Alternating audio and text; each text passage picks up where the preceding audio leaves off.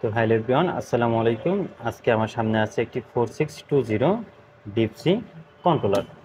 আর এই কন্ট্রোলারটি হলো জেনারেটরের কন্ট্রোলার। আজকে আমরা দেখব এটার মাধ্যমে কিভাবে রিটার্ন ডিলে এবং কুলিং টাইম সিলেক্ট করতে হয়। তো এবারে আমরা প্রোগ্রামে ঢোকার জন্য স্টপ বাটন এবং অটো বাটনকে একটা সেম টাইম প্রেস করব। ওকে, এবার আমরা যাব টাইমওয়ালা সেকশন। তো টাইম সেকশনে যাওয়ার জন্য আমাদের যেতে হবে 500 নাম্বারে। আর 500 নাম্বারে যাওয়ার পরে আমরা এই যে স্টার্ট বাটনে সিঙ্গেল প্রেস করে করে আমরা যাব 510 নয়, এই 10টা হলো, এটা হলো রিটার্ন ডিলে।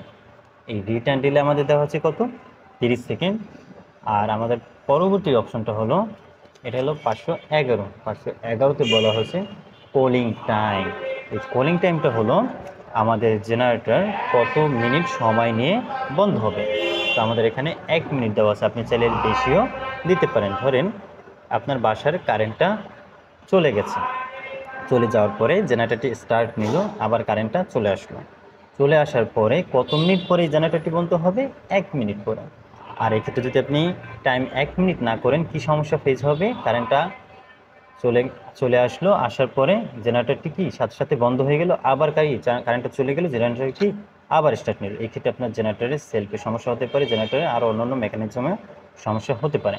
এই ক্ষেত্রে যেহেতু এটা একটি চায়না জেনারেটর এবং জেনারেটরের সাইজটি খুবই ছোট, 50 কেবি হওয়ার কারণে আমরা 1 মিনিট দিয়ে রেখেছি। আর যদি জেনারেটরের সাইজটা আরও বড় হয়, তখন ওই ক্ষেত্রে কি আমাদের এই কুলিং টাইমটা আস্তে আস্তে বাড়বে, 2 মিনিট, 1.5 মিনিট বা 3 থেকে 5 মিনিট পর্যন্ত হয়ে থাকে।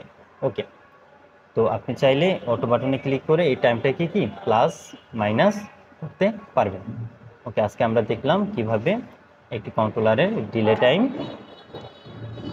রিটার্ন টাইম অথবা একটি কন্ট্রোলারের কলিং টাইমটা কিভাবে সিলেক্ট করতে হয়।